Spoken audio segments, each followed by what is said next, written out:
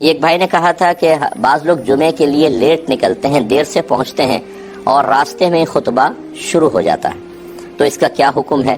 خطبہ ہم راستے میں بیٹھ کے پڑھیں یا کھڑے ہو کر یا چلتے چلتے ہوئے سنتے رہیں، یہ بھی جائز ہے کہ نہیں؟ اور اگر خطبہ نکل گیا تو پھر ظہر پڑھیں یا جمعہ پڑھیں؟ دیکھیں کچھ غلط فہمیاں ہیں اس کے اندر، اسی وجہ سے یہ سوال سائل کے ذہن میں آیا۔ پہلی بات یاد رکھیں کہ خطبہ جمعے کے صحیح ہونے کی شرط ہے، یعنی اگر کوئی خطبہ ہی نہیں پڑھے گا تو جمعہ ہی نہیں ہوگا، خطبہ نہیں پڑھے گا، خطبہ اگر نہیں ہوگا تو جمعہ نہیں ہوگا۔ پہلی بات یہ، سننے کا اس سے کوئی تعلق نہیں، خطبہ اگر نہیں پڑھا تو ہوگا ہی نہیں۔ دوسری بات یہ ہے کہ جو خطبہ سننے کے لیے آ گئے ہوں ان سب کو خاموشی سے خطبہ سننا فرض ہے، بالکل خاموش ہو کے خطبہ سنیں گے۔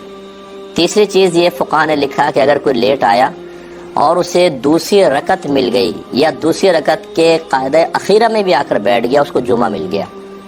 اب ان تینوں کو آپ ملا لیں، اس کا مطلب یہ ہوا کہ جمعے کے صحیح ہونے کے لیے جو خطیب صاحب نے خطبہ پڑھنا لازم ہے، ورنہ جمعہ نہیں ہوگا۔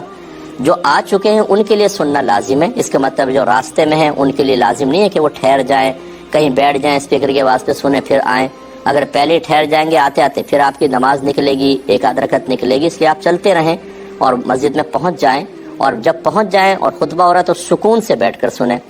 اور تیسرے کا جواب بھی تیسرے جزئی سے ہو گیا کہ اگر آپ لیٹ پہنچے حتیٰ کہ جماعت کھڑی ہو گئی تو خطبہ وہاں پہنچ جاتے تو خاموشی سے سننا واجب تھا، نہ یہ کہ خطبہ نہیں سنا تو جمعہ ہی نہیں ہوگا۔